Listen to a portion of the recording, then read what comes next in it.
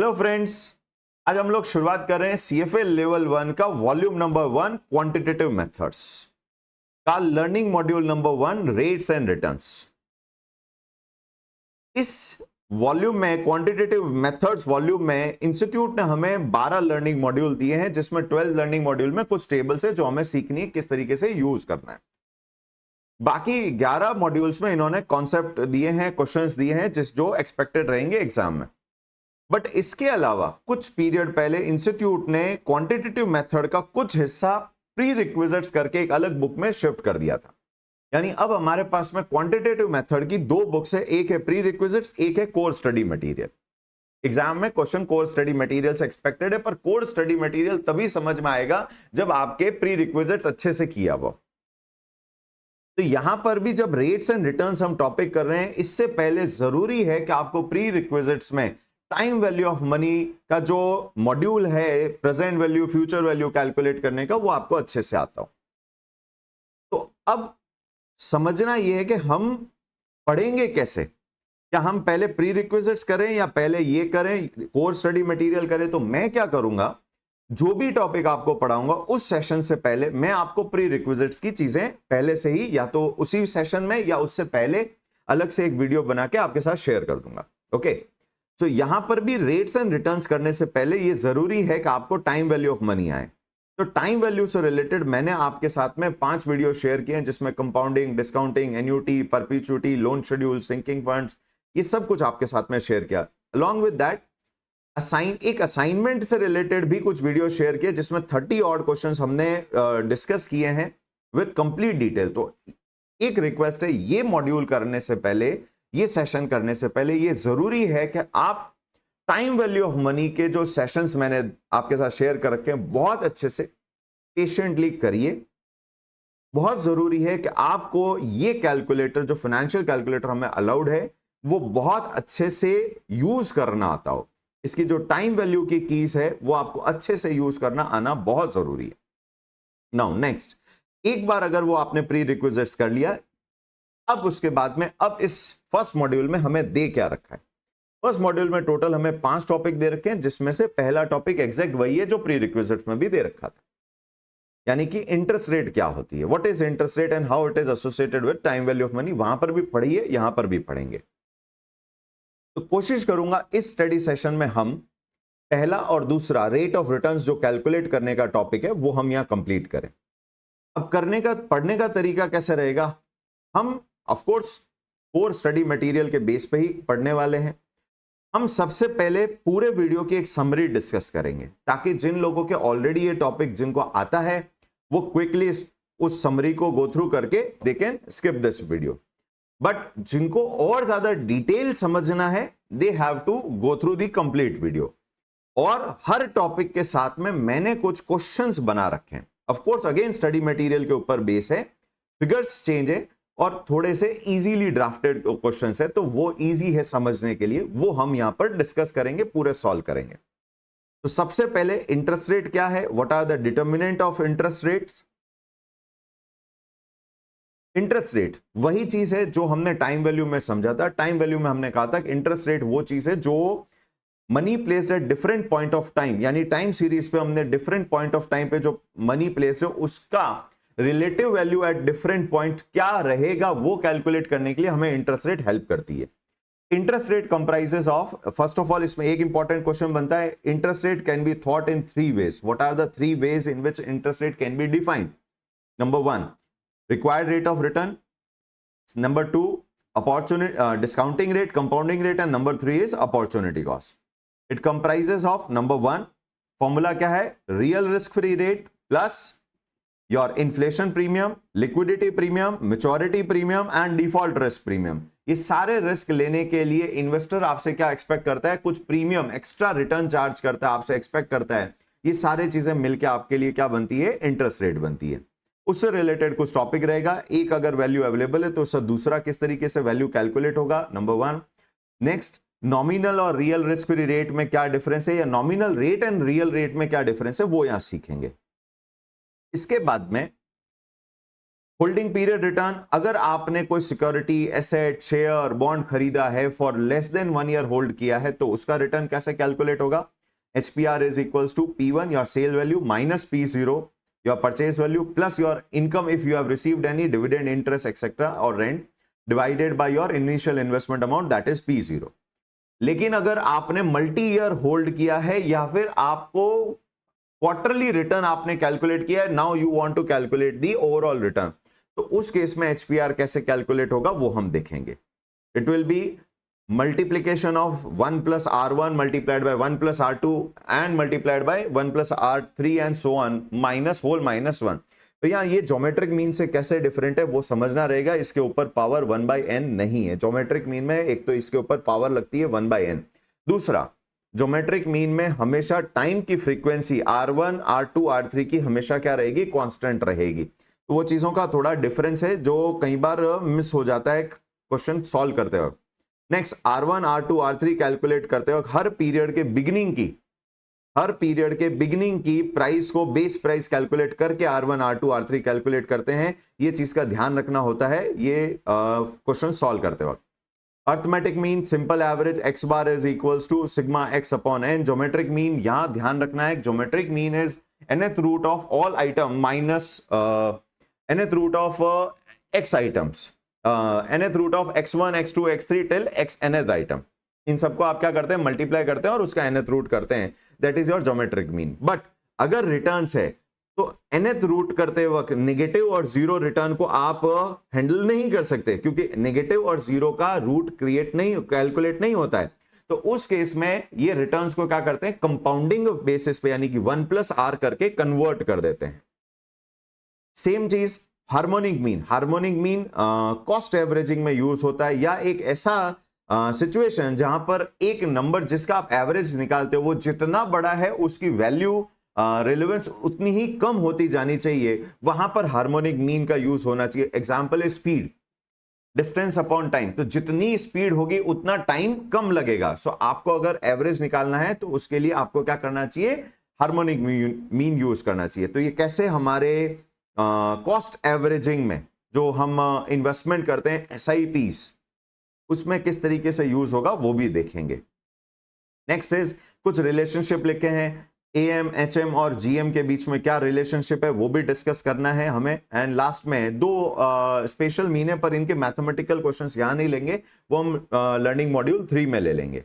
So let's start in detail now. तो ये सब कुछ इसमें होने वाला है. ट्रिम मीन क्या था? जहां पर आप क्या करते हैं, अगर आपको 5% ट्रिम मीन निकालना है तो आपका 100% जो डेटा है उसमें से 2.5% on the lower side and 2.5% on the upper side, उस डेटा को आप क्या कर देते हैं? हटा देते हैं, इग्नोर कर देते हैं, ताकि जितने भी आउटलायर्स मींस एक्सट्रीम वैल्यूज जो भी है वो हट जाए और उससे आपका मीन डिस्टर्ब नहीं हो.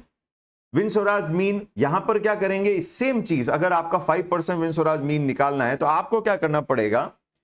आपको जो 2.5% लेफ्ट साइड यानी कि लोअर बॉटम और 2.5% जो आपका राइट टॉप है, उन वैल्यूज को आप एक वैल्यू जो आपका 2.5% लोएस्ट वैल्यू है एंड 97.5% जो कट ऑफ था वहां की जो वैल्यू है उससे रिप्लेस कर देते. तो यहां इग्नोर नहीं किया है, वैल्यूज को क्या कर दिया? चेंज कर दिया. इससे क्या होगा? जो आपके एक्सट्रीम वैल्यूज है इधर ऑन द लोअर साइड और इधर ऑन द हायर साइड, वो चीज क्या करेगी? वो उनको बोलते हैं आउटलायर्स, वो आपके मीन को डिस्टर्ब नहीं करेगी.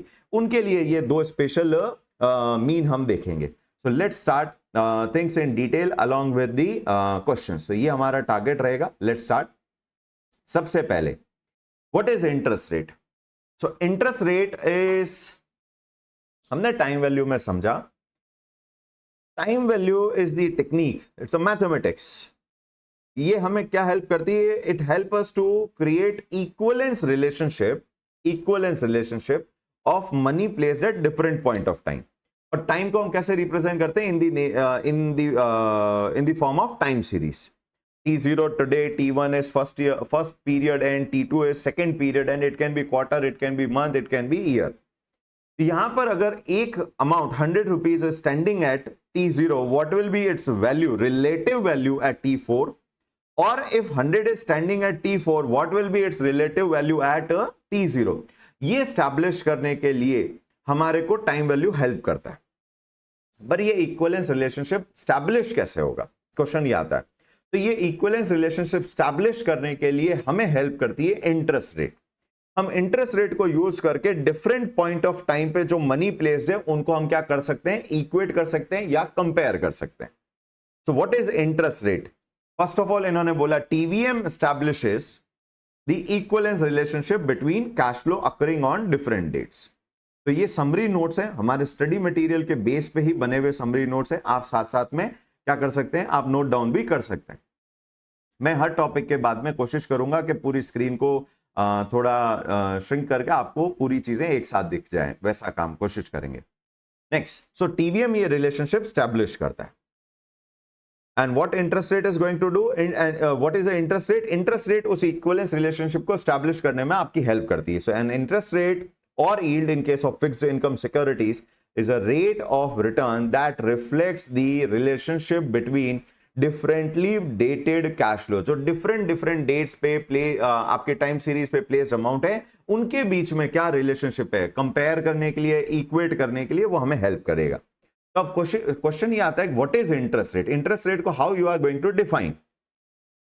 So interest rate can be defined in 3 ways, very important MCQ, because 3 option का MCQ आता है। ये 3 में से वो एक कोई भी मिस कर जाएंगे या फिर एक देंगे बाकी 2 गलत दे देंगे।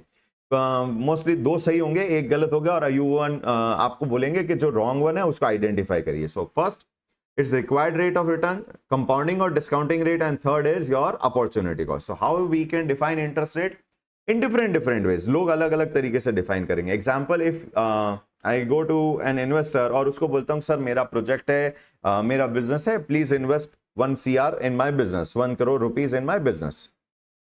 तो यहां पर जब वो 1 करोड़ रुपीज मेरे यहां इन्वेस्ट करने के लिए तैयार होगा, let's assume other things, he is okay satisfied, risk etcetera, तो ही इज गोइंग टू से कि मैं आपके यहां अगर 1 CR इन्वेस्ट कर रहा हूं, I am compromising, I am sacrificing my current consumption, because पैसा तो आपको दे देंगे तो मैं उस पैसे को आज यूटिलाइज नहीं कर पाऊंगा।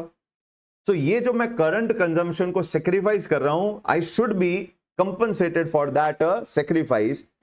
तो वो एंड सेकेंड, आपका बिजनेस, आप कोई गवर्नमेंट ऑफ इंडिया तो हो नहीं जो मुझे गारंटी दे रहे हो कि अगर आपका रिटर्न जनरेट नहीं करेगा बिजनेस तो आप मुझे नोट प्रिंट करके दे दोगे। वैसा तो हो नहीं सकता, आपके पास में वो अथॉरिटी है नहीं। So there is a risk also involved into your business.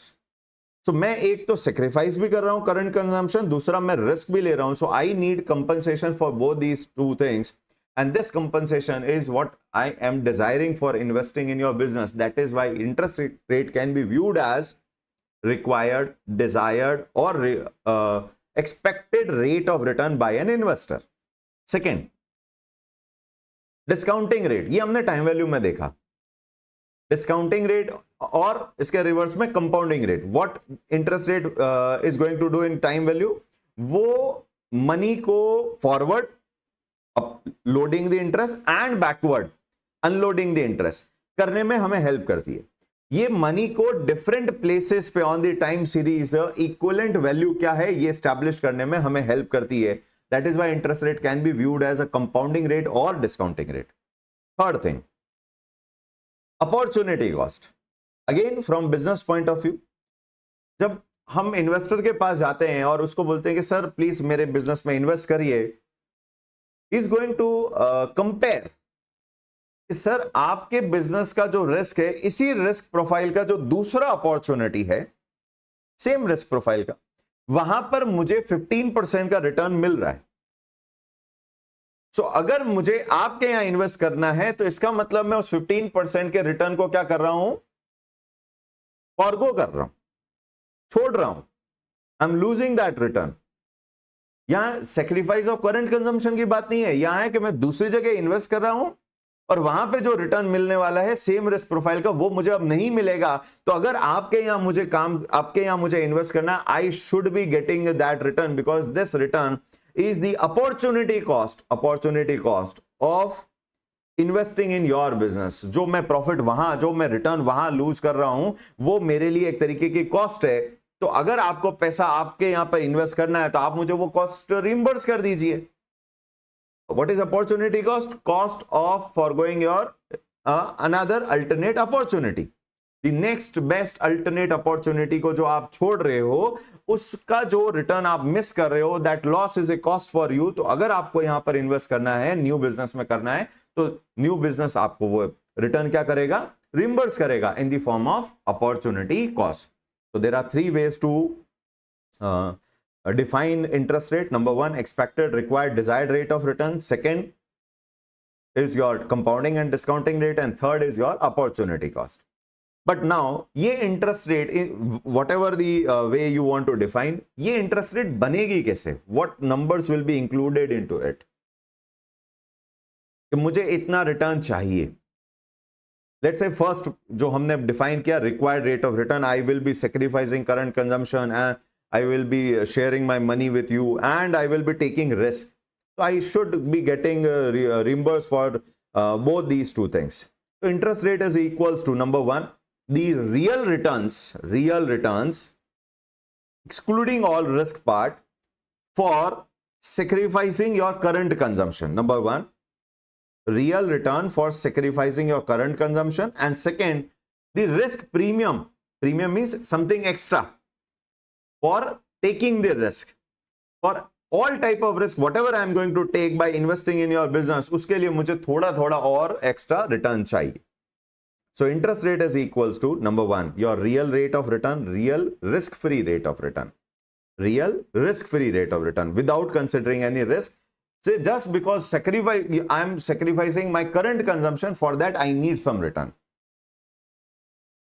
Second, I will need premium for every type of risk which I am going to take by investing in your business. तो अगर आप किसी business में invest करते हैं, what are the types of risk we are going to take?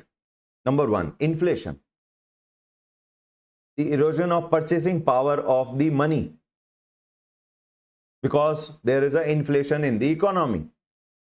Petrol or food or clothing, whatever we are going to consume, let's say we have 1,000 rupees today, उस 1,000 rupees से जो मैं आज खरीद सकता हूं, after 1 year I will not be able to purchase the same quantity of those things, same things. There will be something reduction in that quantity. So, and why there is a reduction? Because of inflation.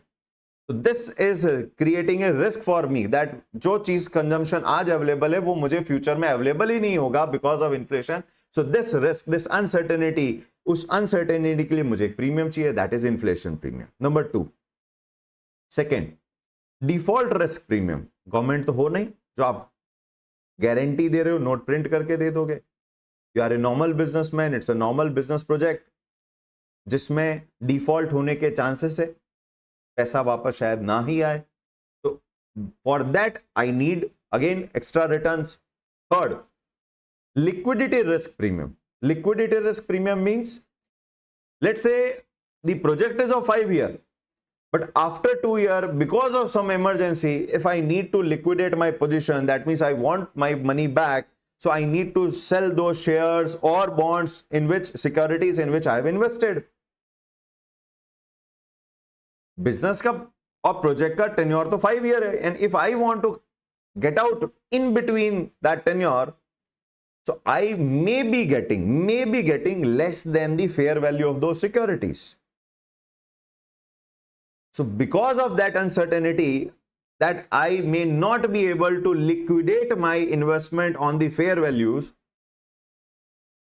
at the future date, I need some extra return. That is liquidity premium. And the last premium, maturity risk premium. Maturity risk premium हम fixed income securities में देखेंगे कि जैसे जैसे investment का tenure बढ़ता है, especially in fixed income securities. Equity के केस में तो आपका investment horizon is infinite because equity instruments are perpetual instruments. But in case of fixed income securities,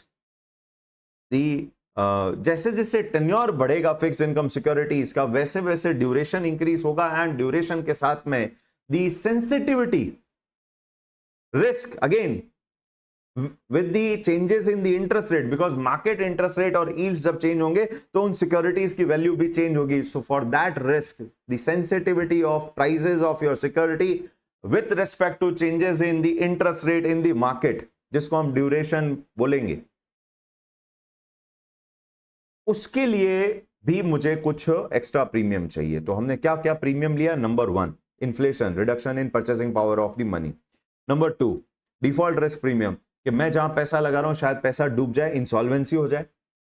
number 3, if liquidity premium, अगर मुझे बीच में पैसा लिक्विडेट करना पड़ा, अपनी सिक्योरिटीज को सेल करके पैसा लिक्विडिटी में कन्वर्ट करना पड़ा, I may not be getting the fair price, for that I need some risk premium.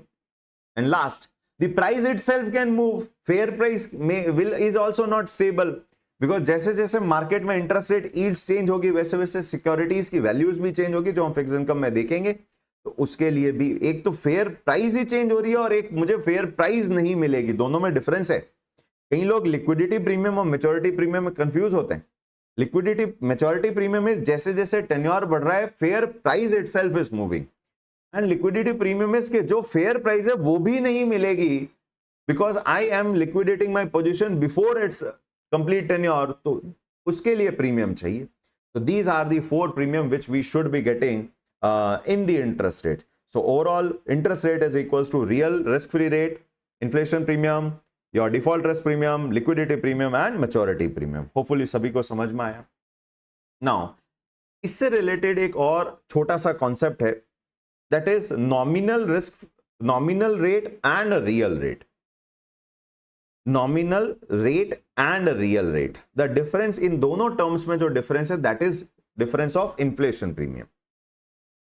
Nominal rate is inclusive of inflation premium and real rate is exclusive of inflation premium. Real rate is basically your return for sacrificing the current consumption, जिसमें purchasing power को consider नहीं किया. It's the real return for sacrificing the current consumption. इसीलिए नाम भी है real return. So what is the relationship between these two? ये हमारे लिए प्रैक्टिकल क्वेश्चन भी आ जाता है, न्यूमेरिकल बन सकता है, और ये जो प्रीमियम है इससे रिलेटेड भी हमारे पास में कुछ क्वेश्चन है. अभी देखते हैं, पहले ये टॉपिक कंप्लीट करते हैं. So the difference between nominal and real rate, how much return I should be getting? If say the real return, what I want, real return, risk-free return, let's say other risk, there are no other risk. Default risk premium, liquidity risk premium, maturity risk premium is not there. Let's say there is only one premium, that is inflation premium. So क्या करेंगे? Is it the direct additive? They are in the additive property. Directly आप add कर दीजिए. Real return is 10%, inflation is 2%, total is 12%. Is it the right nominal returns you will be expecting? No. Why no? Of course, approximately 12, but not 12. Reason being, the reason is, if I want, let's say there is 100 rupees on which I need real return of 12% today. 12% today. So I need a return of 12 rupees, correct? But in today's term, I will be getting return after 1 year. I will be getting return after 1 year. After 1 year, in 1 year, if the inflation is, let's say 10%, this 100 rupees worth is going to go down, first of all, and this 12% value is also going to go down. Because आज का जो 12 रुपए आपने मांगा था, अगर वो 1 साल के बाद में T1 पे आपको मिलेगा, तो अगेन वो 12 रुपए वो चीज आपके लिए अर्न नहीं कर पाएगा जो आपको T0 पे अर्न करने को मिलती. So at T0 you need 100 into 1.12, so 112. This is what your expectation. But by the time जब आप T1 पे ये रिसीव करते हैं, एक तो ये 100 की वैल्यू 10% डिक्रीज हो गई है, तो you need 10% on that 1.10. So you need 110 rupees for that 100 rupees because of decrease in purchasing power of that original 100. Second, जो आपने 12 रुपए रिटर्न T0 पे एक्सपेक्ट किया था वो भी अब आपको T1 पे मिल रहा है, तो उसकी भी वैल्यू 10% इरोजन हो चुका है. तो you need 10% premium for that also. So you need on that 12 rupees, you need on that 12 rupees 12%. Again 1.10, you need 13.20. So effectively you need 123.20 as your overall returns.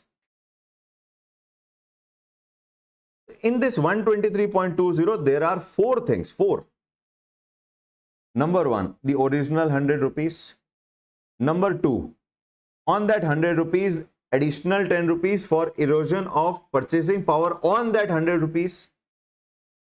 Number three, 12 rupees of return on that original 100 rupees. Number four, because of erosion of purchasing power is applicable on this 12 also, you need extra 10% of this 12, 1.20. Overall, you are going to ask 123.20. So I hope we got the breakup. What is this 123? So it is not absolute 10 plus 12, 22%. तो हम ऐसा नहीं कह सकते what is the nominal return I want 12% as real return plus 10% as inflation return total 22%. On 122% it is only 122. It is not making 123.20. That is why it is a approximate of your expected return, nominal return, but not the actual return. So they are not in additive form. They are in multiplicative form, compounded basis. On 100, how come this 123.20 will arrive? On 100, you need 1.12. It will become 112, and on 112, you need total 10%. So it is 1.10. So 100 is your principal. So your nominal return become 1.2320. That is equals to 100 into 1.12 into 1.10. So your 1.2320, that is your nominal return, is equals to 1.12 into 1.10. 1 plus your real return multiplied by 1 plus your inflation returns, inflation risk premium. This is the final formula for your nominal return. That is real return along with the inflation premium. So it is, if you want to get the exact nominal return, we have to go for multiplicative property, not by multiplying 12 and 10, but by multiplying their compounding factor, that is 1.12 multiplied by 1.10. तो जब आप ये multiply करेंगे तो आपको 100 पे 10 मिल जाएगा, 100 पे 12 मिल जाएगा, और उस 12 पे भी 1.20 मिल जाएगा. सो होपफुली सभी को ये दोनों कॉन्सेप्ट समझ में आए. Let's move to the question part.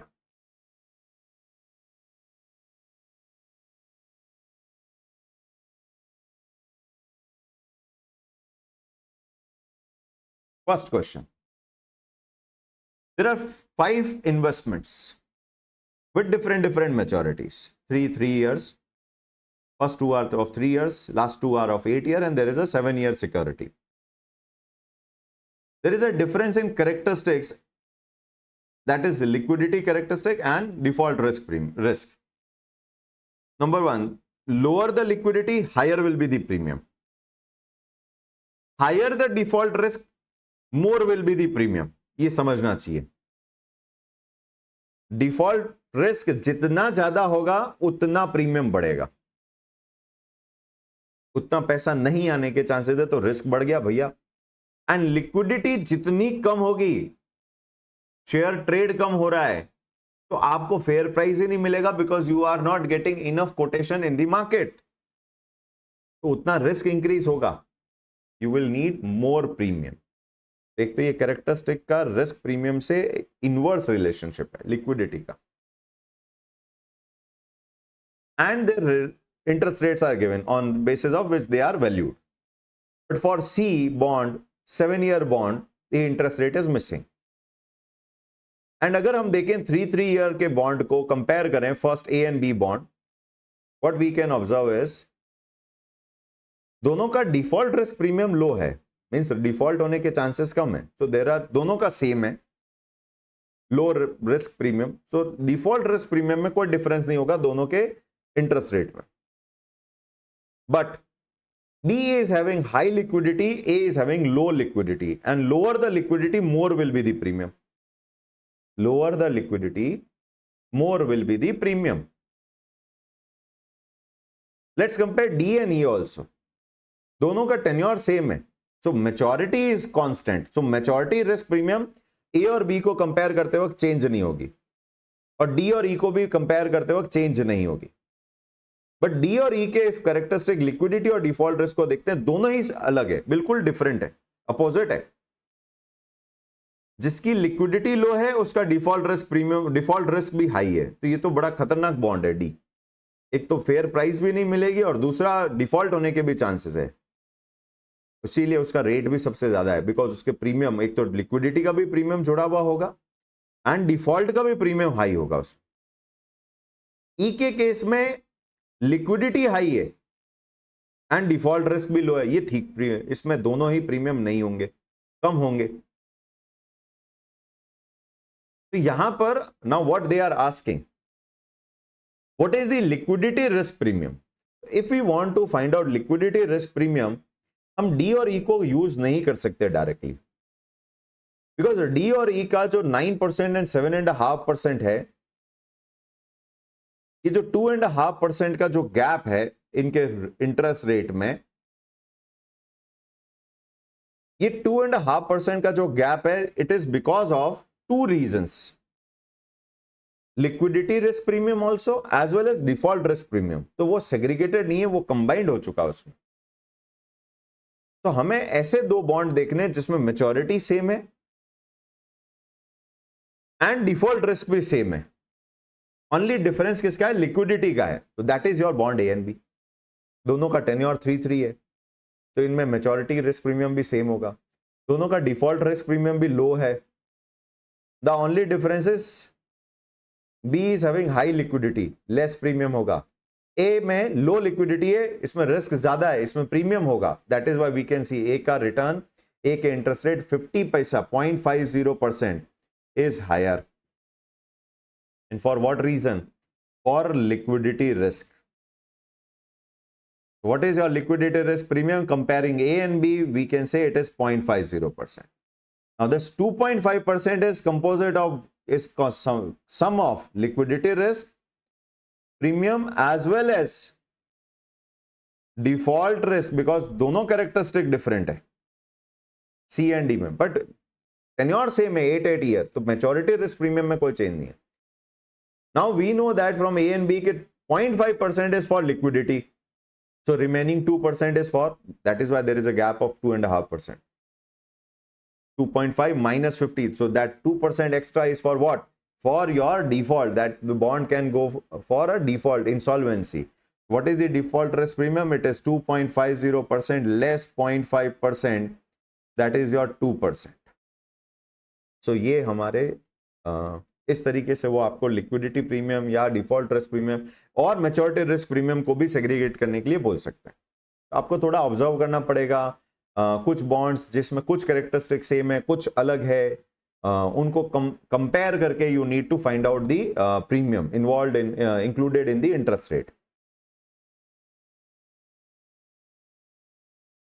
Next, so ये थोड़ा सा जजमेंट वाले क्वेश्चन होंगे. कोई डायरेक्ट फॉर्मूला अप्लाई नहीं कर पा रहे हम इसमें. ऑफ कोर्स देखना पड़ेगा, ऑब्जर्व करना पड़ेगा, कंपेयर करना पड़ेगा, कोशिश प्रैक्टिस के साथ आएगा. What will be the range for R for bond C. अब बॉन्ड सी का क्या हाल होगा. अब बॉन्ड सी की सिचुएशन देखते हैं. इसकी लिक्विडिटी लो है बट इसका डिफॉल्ट रिस्क प्रीमियम भी लो है. तो इसमें जो डिफॉल्ट रिस्क प्रीमियम का वो जो 2% है उसकी जरूरत नहीं है. पहले तो उस 2% की जरूरत नहीं है, बट ये 3 साल से बड़ा है, 7 इयर्स का है, तो इसमें मैच्योरिटी रिस्क प्रीमियम आएगा which is already included in 8 year bond. तो अगर आप देखोगे 3 ईयर का bond with low default risk and 8 year का bond with low default risk. मैंने ये लो क्यों बोल रहा हूं, हाई वाले क्यों नहीं ले रहा हूं, बिकॉज 7 वाला भी हमारा लो डिफॉल्ट वाला है. हम लो डिफॉल्ट रिस्क को कंपेयर कर रहे हैं. पहले एक कैरेक्टरिस्टिक की बात करते हैं. तो यहां पर 3, 8 दोनों लो रिस्क के हैं, डिफॉल्ट रिस्क के हैं, 7 भी लो डिफॉल्ट रिस्क है। यहां पर इन दोनों बॉन्ड्स में ए एंड ई के बीच में जो गैप है दैट इज 4.5%, 4.5%, 4.5% का गैप है। एंड एक और चीज भी है,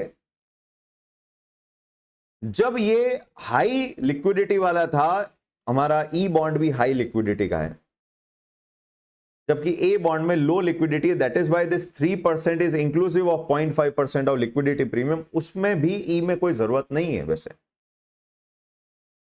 तो जब ये बात आ रही है what will be the range of R% for bond C, तो अब ये रेंज निकाल के देनी है कि ये इसके बीच में कहीं इंटरेस्ट रेट सेट होगा। तो सी के अंदर एक तो आपको क्या ऐड करना है, एक तो रियल रिटर्न्स होने चाहिए, प्लस इन्फ्लेशन की तो यहां हमें पता भी नहीं है, इंफॉर्मेशन नहीं है, उसको इग्नोर करते हैं। प्लस इसमें मैच्योरिटी रिस्क प्रीमियम भी होना चाहिए, मैच्योरिटी रिस्क प्रीमियम होना चाहिए, बिकॉज ये 3 साल से ज्यादा का है, 8 साल के ऑलमोस्ट बराबर है। इसमें लिक्विडिटी लो है तो इसमें लिक्विडिटी प्रीमियम भी होना चाहिए, बट इसमें मैच्योरिटी डिफॉल्ट रिस्क की जरूरत नहीं है, because default risk is very low. वो जो 2% का डिफॉल्ट रिस्क है वो नहीं आएगा। अब ये कैसे कैलकुलेट करें जी? I can say since C की लिक्विडिटी लो है, अगर मैं बी और सी को कंपेयर करूं, मैच्योरिटी को एक बार अपन अलग कर देते हैं, तो बी और सी में दोनों में डिफॉल्ट रिस्क लो है, बट बी में लिक्विडिटी हाई है और सी में लिक्विडिटी लो है, तो सी में 0.5% तो ज्यादा होना ही चाहिए। So it will B 2.5% lower side में, 2.5%, बिकॉज लोअर मैच्योरिटी के साथ में भी and high maturity, high liquidity के साथ में वो 2.5% दे रहा है। तो यहां पर सी को तो कम से कम अगर सेम टेन्योर का भी होता तो 0.5% एक्स्ट्रा देके एटलीस्ट 3% तो देना ही चाहिए था। तो this is the minimum what you should be getting by holding bond या और इन्वेस्टमेंट सी। मैक्सिमम कितना मिलना चाहिए? How much should be the maximum interest rate? Of course 9 तो नहीं होगा, बिकॉज 9 में ऑलरेडी 2% डिफॉल्ट रिस्क का जुड़ा हुआ है, तो it will be lower than 9, so let's go to 7। Why not 7.5? Because 7.5 E का तब है जब उसकी लिक्विडिटी हाई है।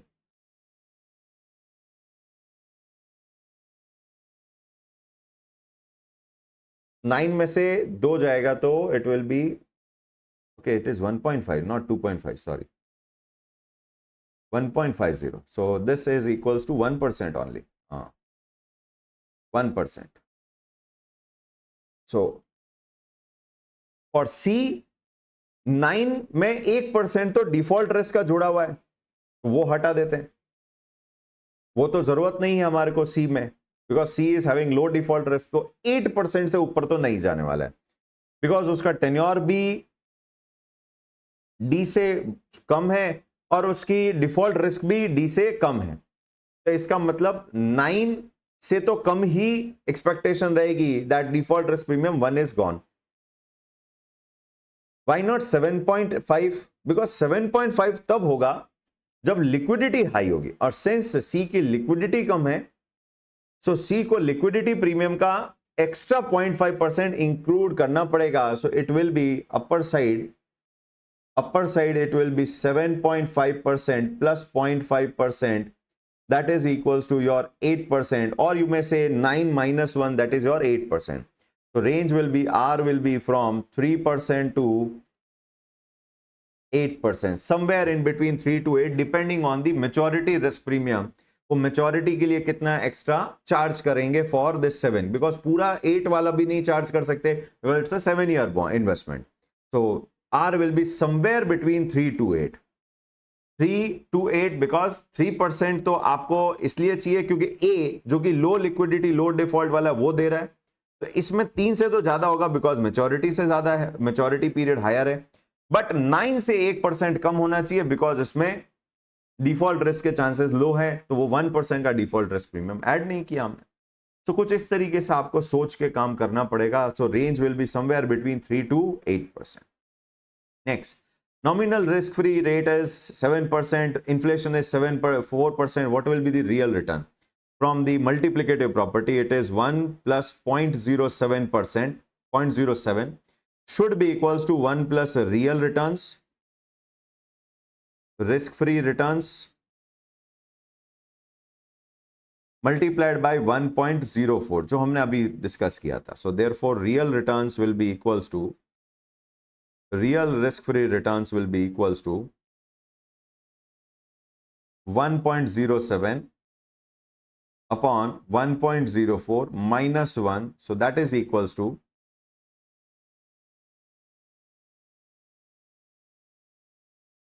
2.88% or 0.0288, you can say that way also. So these are the two questions from our first topic, interest rate and time value of money. Hopefully everyone got it. Let's move to next part. Let's move to next part, that is rate of returns. HPR, arithmetic mean, geometric mean and harmonic mean, and the relation between these three means. And then in next session we will go for MWRR and TWRR. So first of all, holding period return. What is holding period return? The return, rate of return, it will be in percentage. The profit, what I am going to get by investing some amount in an investment. So when I am going to invest in a share, I can get two type of profit. One is your capital gain loss and second is your dividend income, which will be always positive. When I am investing in a fixed income security, I will be getting again capital gain loss and interest amount, coupon amount. When I am going to invest in a real estate investment, again there will be capital gain loss and rental income will be also there. So depending on your type of investment. So if I want to find out what is my rate of return by investing in a particular investment, it depends on how we are calculating, for what tenure we are calculating. So I have created three cases. Number one, the first is if your investment period is less than 1 year. Less than 1 year, it means I have bought it for the price at time 0 when I bought is equals to 100. When I am selling at time 1, it's not year 1, it's time 1. I'm selling it for 106 rupees. Along with that, I'm getting a dividend income at the end of that period of 2 rupees. What is the amount of return I'm getting? 8 rupees. 6 rupees is my capital gain and 2 rupees is my other income, dividend income, ordinary income. So overall total income is 8 rupees on a investment of 100. So what is my holding period return? It is equals to 6 plus 2 over 100 rupees into 100% for 100%. So it is 8% is my holding period return. What formula I'm using? I'm using P1 minus P0, that is your sale value minus purchase value, which gives you capital gain loss, plus your income, dividend or interest or coupon or rent income divided by your P0 if your tenure is less than 1 year. But if your tenure is more than 1 year, then how to calculate your HPR? And this is not annualized number, mind it. This is not annualized. This is not annualized number. HPR is an absolute return. This is also not a geometric mean, and it is not the overall absolute return. So if your tenure is more than 1 year, or if you are calculating HPR for different period part of the year, and now you want to calculate the overall return, so how to calculate this return? So I have created a illustration for this. Let's go for rate of return. So asset purchased today for 100, sold for after end of the quarter, it is less than 1 year, 115. So 15 will be your capital gain, and there is a dividend, interest or rent depending on your asset.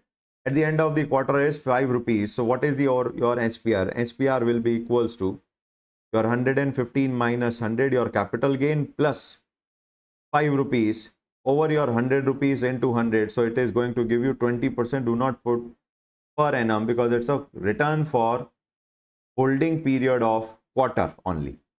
Now second, if we are investing in an asset for 100 rupees, so 100 rupees is your purchase price, and now we are going to hold it for 3 years. It can be 3 quarters also. So at the end of each year, these are the prices. I'm not selling this particular share or investment at every year end. No, I'm not doing that. I'm just calculating the return for each year. So what will be the return for first year if I want to calculate return percentage for the year? It will be 110 minus 100 rupees plus 3 rupees over 100 rupees multiplied by 100. It is 13% is my rate of return of year 1.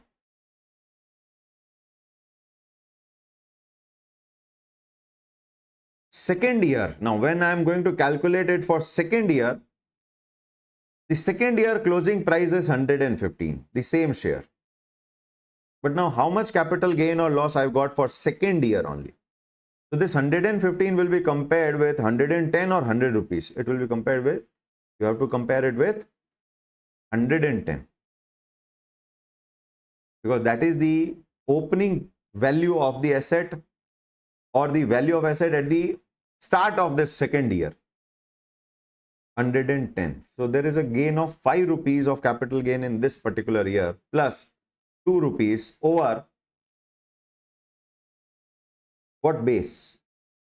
The value of asset at the start of the period, again that is 110 multiplied by 100. So this is equals to, year 2 return will be equals to 5 plus 2, 7 over 110 percentage is equals to 6.3636%. This is your per annum return because we are calculating it for 1 year, but it can be quarterly also calculation. Next is third year. Now in third year, the opening value is 115. The closing value of second year. So there is a capital loss. 3 रुपए का loss हो गया, 115 की चीज 112 में cell हो रही है. What is HPR? It is 112 minus 115. But we are getting 1 rupees dividend upon 115, the initial value into 100. So there is a loss of net 2 rupees loss, 3 capital loss plus 1 rupee income.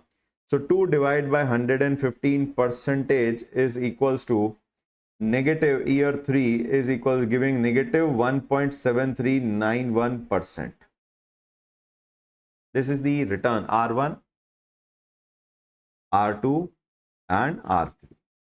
So now if I want to calculate what is my holding period return of 3 years, and if this is quarter, so what is the overall return of 3 quarters, I will say HPR will be equals to 1 plus R1, the compounding factor of return of first year, multiplied by 1 plus R2 multiplied by 1 plus R3's whole minus 1.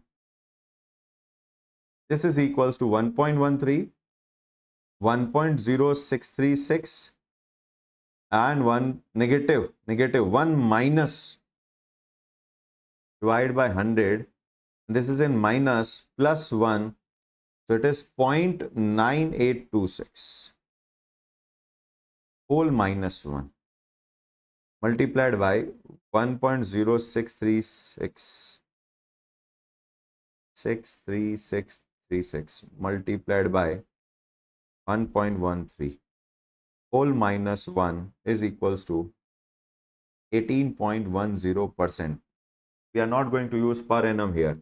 This is the overall return for 3 years. That is what we are getting. That is 18.10% every overall return for 3 years, not every year. Now, अब यहां पर एक चीज समझना था कि क्या हमें टोटल 18.10% मिला है? Is it geometric mean? First of all know. हम ज्योमेट्रिक मीन में क्या करते हैं, अगर ये 3 साल है तो यहां पावर लगा देते 1/3, तो वो एनुअलाइज हो जाता, तो ये ज्योमेट्रिक मीन तो नहीं है, number 1। Is it the overall absolute return? Overall absolute return no, again because हमने 110 और 115 पे सेल तो किया ही नहीं था, तो ये पैसा तो कभी रिसीव हुआ ही नहीं। हमने सेल किया 112 पे, लेट से, तो 100 रुपीज की चीज अगर 112 पे सेल किया, 100 रुपीज की चीज अगर 112 पे सेल किया, तो हमें मिला है 12 का capital gain plus 3 plus 2 plus 1 का dividend, total how much? 18 rupees का return on a 100 rupees investment into 100 is equals to your 18% only. So this is your absolute return. This is your absolute return for 3 years on your initial investment. This 18% is not called as HPR, holding period return. Holding period return में आप क्या कर रहे हो, आप हर period के initial value को base बना के उसका इंडिपेंडेंट रिटर्न कैलकुलेट कर रहे हो और फिर उसका कंपाउंडिंग इफेक्ट लेके ओवरऑल रिटर्न कैलकुलेट कर रहे हो, दैट इज एचपीआर। तो ये कैलकुलेशन एग्जाम में नहीं करिएगा, ये कैलकुलेशन एग्जाम में नहीं करिएगा, इस चीज का ध्यान रखना है हमें एचपीआर कैलकुलेट करते वक्त। Back to question, back to topic. So what is HPR? HPR is for less than 1 year, it is P1 minus P0 plus I or dividend upon P0 into 100 if the period is less than 1 year. And if it is more than 1 year or it is a multi-period within a year, so we need to calculate HPR of every year and then compound it. और जब हम HPR for every year, every period calculate करेंगे तो उस period का beginning का जो value होगा वो बेस बनेगा R1, R2, R3 कैलकुलेट करने के लिए। ये चीज का ध्यान रखना है। तो 18 एंड 18.10 का जो डिफरेंस है उस चीज का समझना है हमें डिफरेंस। तो it is not equals to geometric mean, ये कोई मॉड्यूल में नहीं लिखा है, इट इज ये समझना था कि how it is different from geometric mean because 1/n की पावर नहीं है। And it is not also absolute return because R1, R2 की is calculated using respective periods beginning value as base. तो यहां पर हमारा HPR का टॉपिक भी हुआ जी complete. First topic, what is your interest rate. Second topic, what are the type of premium and what is real risk free rate.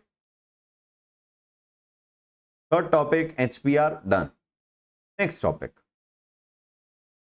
arithmetic mean or mean return. Very simple. Add all the values of return of each period, divide by the number of period. So there is nothing to learn in this. We call it R bar or X bar is the symbol for your arithmetic returns or mean returns. Geometric mean.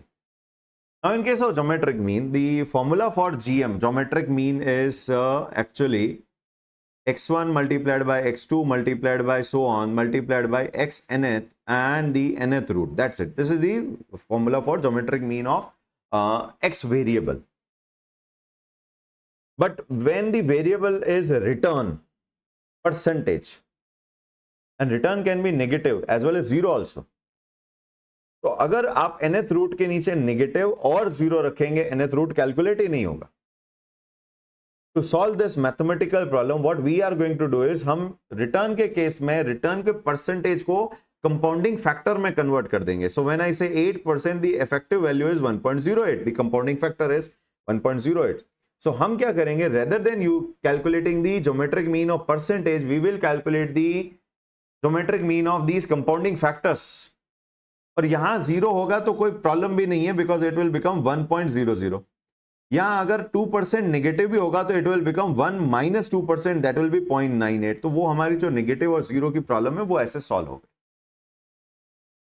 Now next, in general AM will be always greater than GM। Why? अब ये भी एक question है, वो हम कुछ numbers के साथ बात करते हैं अभी। Difference between AM and GM increases with the variability with in the data of annual return. ये एक इंपॉर्टेंट MCQ बनता है। हमने अभी तक स्टैंडर्ड डेविएशन और वेरिएंस के बारे में बात नहीं की है। वहां पर हम एक प्रॉपर्टी देखेंगे, x बार g इज equals to x bar minus variance upon 2, and this is approximately equals to, this is the relationship. और s square represent your variance of the data. So जितना ज्यादा डेटा में variation होगा उतना variance ज्यादा होगा. Variance ज्यादा होगा तो जो सेकंड वैल्यू है राइट हैंड साइड की माइनस के साथ में वो बढ़ती जाएगी, तो आपका ज्योमेट्रिक मीन रिड्यूस होता जाएगा. और बहुत इजीली समझ भी सकते हैं. और सिंपल एग्जांपल है, if I am investing 100 rupees for at T0 and I'm getting 121 at T2, 121 at T2, so I'm overall getting 21% in absolute form. So arithmetic average is 10.5% for per year.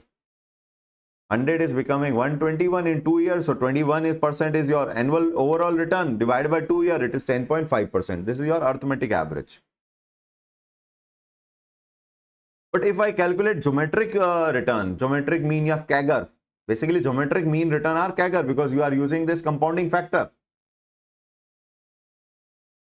So if I am compounding it, it's not 10.5%. 100 become 121 by compounding for 2 years at 10%.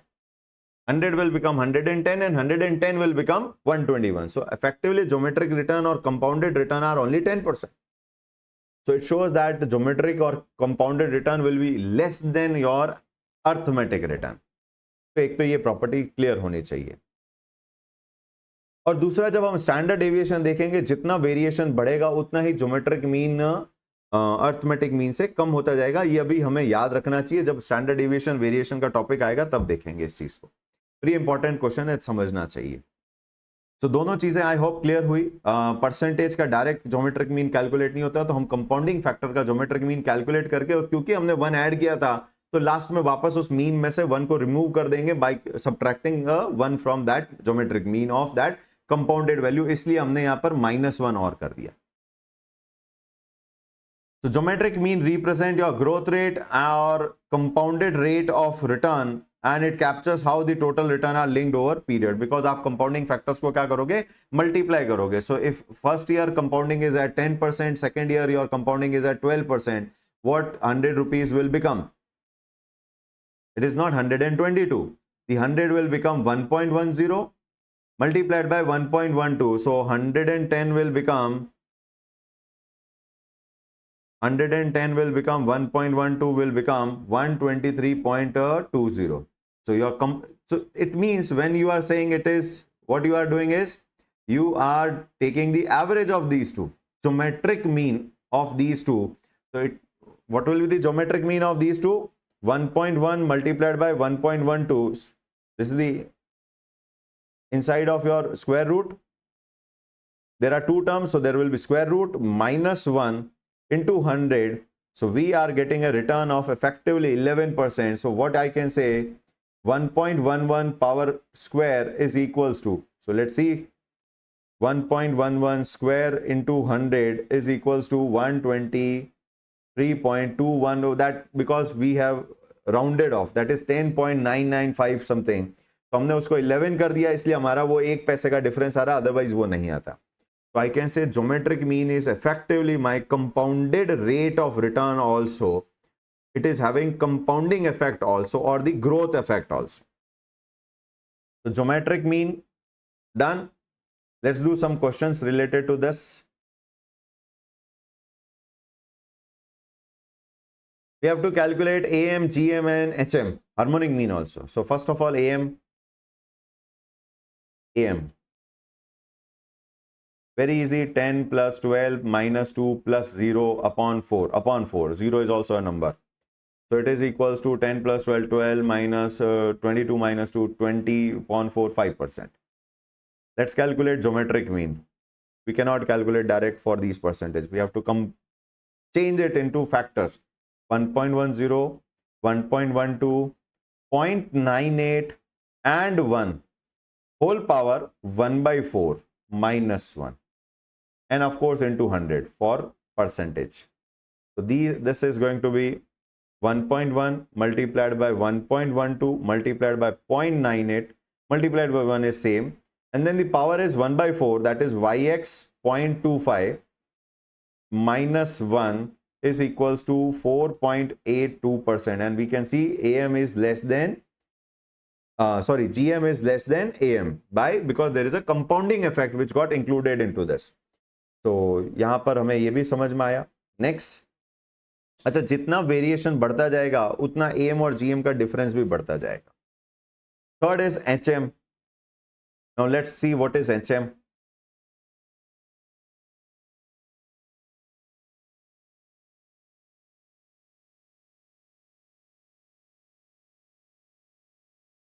Harmonic mean.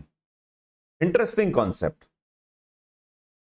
Harmonic mean is approximate in cases in which the variable is a rate or ratio. जहां पर generally ratios speed, distance upon time, P ratio,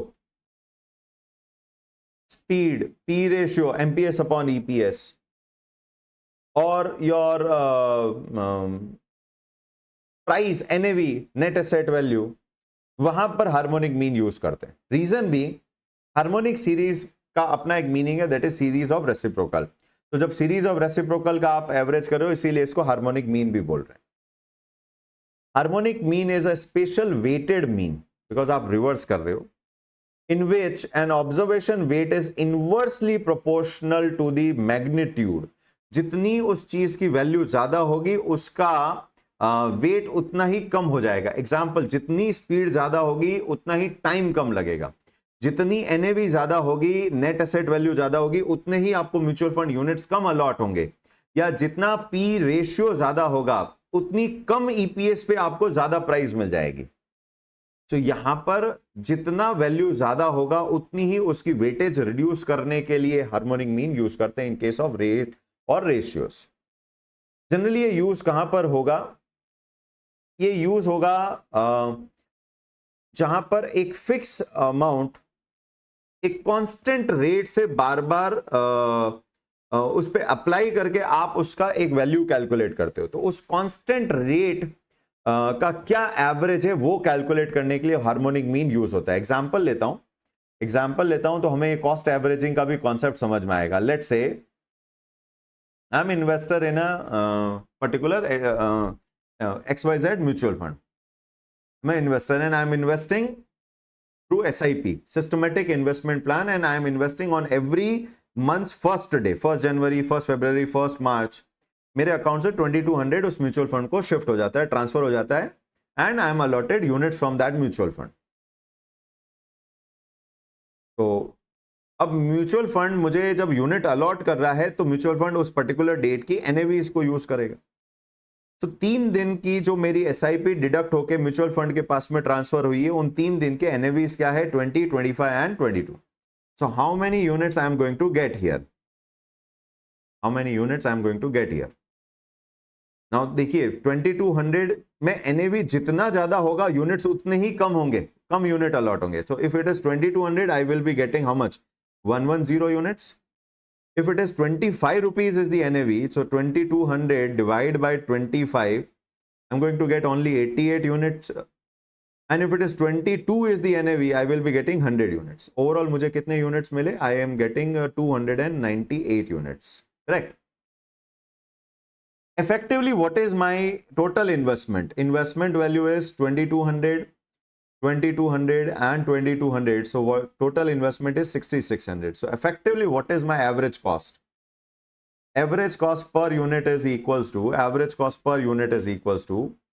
6600 divided by 298 unit. I am getting an average cost of 22.1477. Correct? अब इन सबका AM, GM, HM calculate करते हैं. अगर मैं price का arithmetic mean calculate करूं, it will B 20 plus 25 plus 22 divided by 3. Let's see कितना आता है, मुझे भी नहीं पता कितना आएगा. 20 plus 25 plus 22 divide by 3 is 22.33. तो इसका मतलब जो एक्चुअल एवरेज कॉस्ट मुझे पर यूनिट की आई है वो अर्थमेटिक मीन से कैलकुलेट नहीं हो सकती है. अर्थमेटिक मीन मुझे करेक्ट वैल्यू जनरेट नहीं कर रहा है. Arithmetic mean is not the right mathematics for calculating the average cost of my investments. Let's see geometric mean क्या आता है? Third root of 20, 25 and 22 direct calculate कर सकते हैं. These are not returns, these are prices. 20 into 25 into 22, 11,000. Yx 1 divided by 3 bracket close is equals to, the average is 22.2398. Again, this is not the effective cost per unit what I am getting. Let's calculate the harmonic mean. How to calculate harmonic mean? It is n divided by, means 3 divided by the reciprocals of, the summation of reciprocal will be in denominator, 20, 25 and 22. This is the formula for harmonic mean. N upon sum of reciprocal of your variables. तो पहले denominator calculate करते हैं. 20 1 by x store 1, 25 1 by x store plus 1, 22 1 by x store plus 1. So I am getting overall, recall 1 is 0.1355 is my denominator. I need to divide it 3 by this number.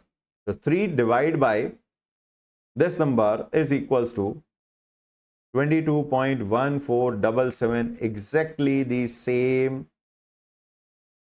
average cost I am getting by dividing overall investment by overall number of units. So ऐसे cases, बहुत important बात, जहां पे constant amount अलग अलग number से divide हो रही है और जितना वो नंबर बढ़ेगा उतनी उसकी वैल्यू कम होती जाएगी, वेटेज कम होता जाएगा. सो ऐसे केसेस में पी रेशियो हो गया, स्पीड हो गया, या ये म्यूचुअल फंड का एनएवी वाला एग्जांपल हो गया, ऐसे केसेस में एएम जीएम की जगह हमें क्या प्रिफर करना चाहिए? हार्मोनिक मीन प्रिफर करना चाहिए. होपफुली सबको समझ में आया. What is harmonic mean? Harmonic mean is HM is used in investment strategy known as cost averaging. So अगर आपको cost averaging करनी है तो AM GM नहीं यूज करना है. It is the HM which should be used. अच्छा, हमने तीनों कैलकुलेट कर लिए. पहले तो इनके बीच का भी क्या रिलेशनशिप आ रहा है वो भी देख लेते हैं. तो HM is equals to, ये कहां गया? तो यहां पर हमें दिखा AM is highest number 22.333.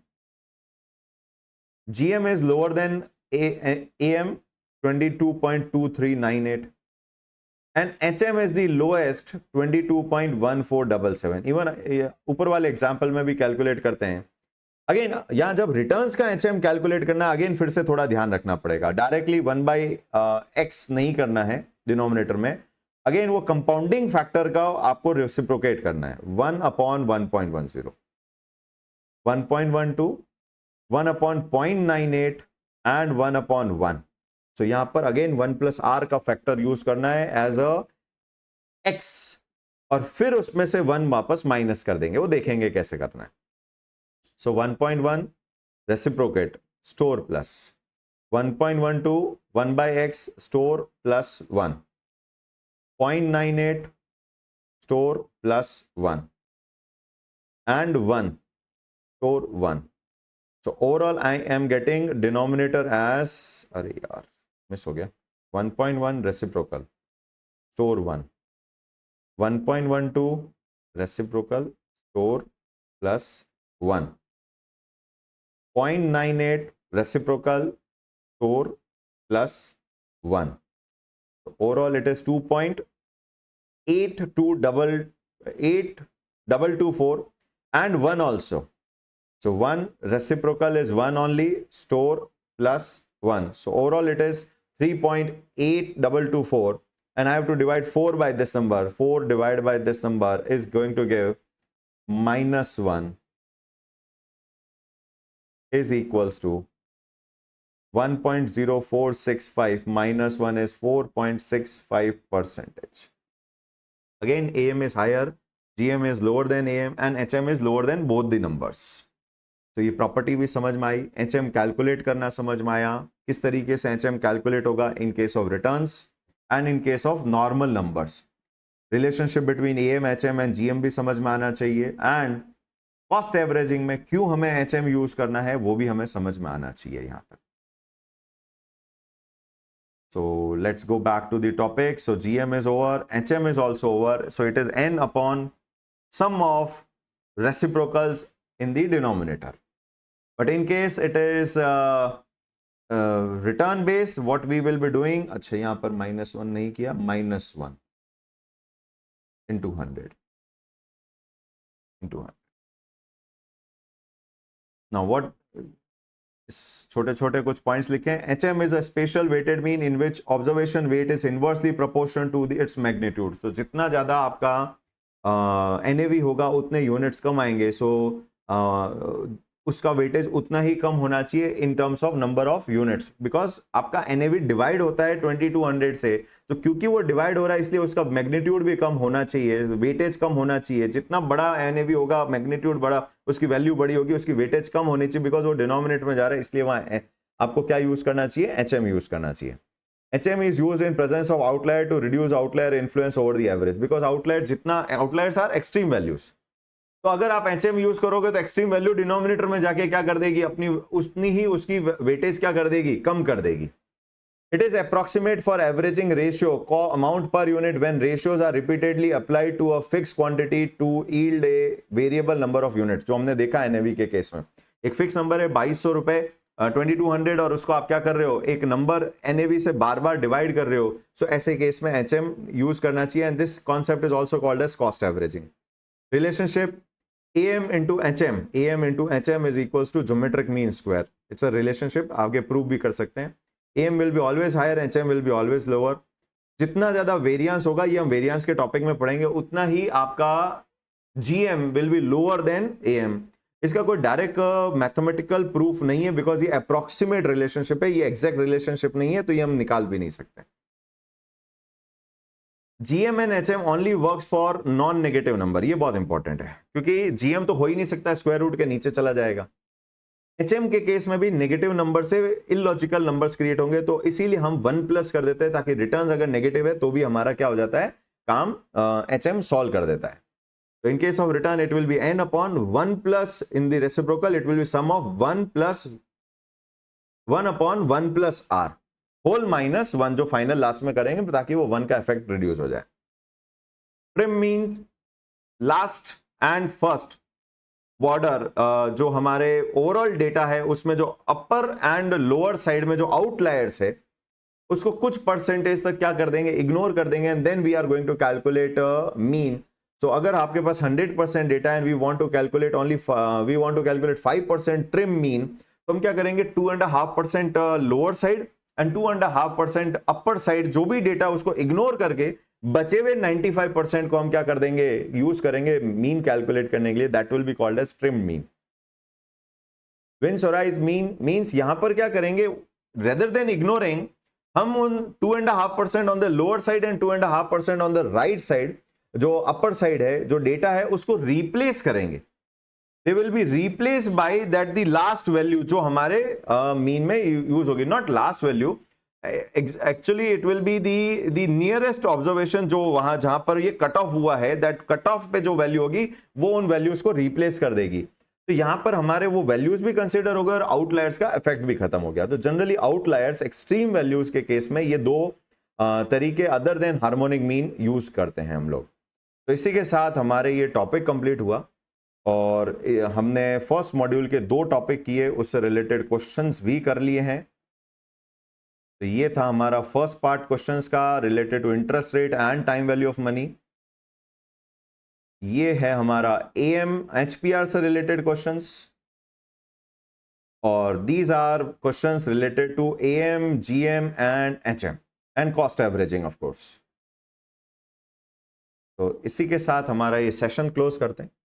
Next session में हम लोग लेंगे MWRR एंड TWRR, बहुत important concept exam point of view से. तो आपका काम रहेगा आज के सेशन के बाद में जो भी मॉड्यूल में क्वेश्चंस दे रखे हैं, ऑफ कोर्स इसी बेस पे रहेंगे, या ये कहूं ये क्वेश्चन उनके बेस पे इनफैक्ट, तो वो क्वेश्चन जरूर प्रैक्टिस कर लीजिए. सो क्लोज करते हैं. Done for today. Thank you so much. Good day. Take care.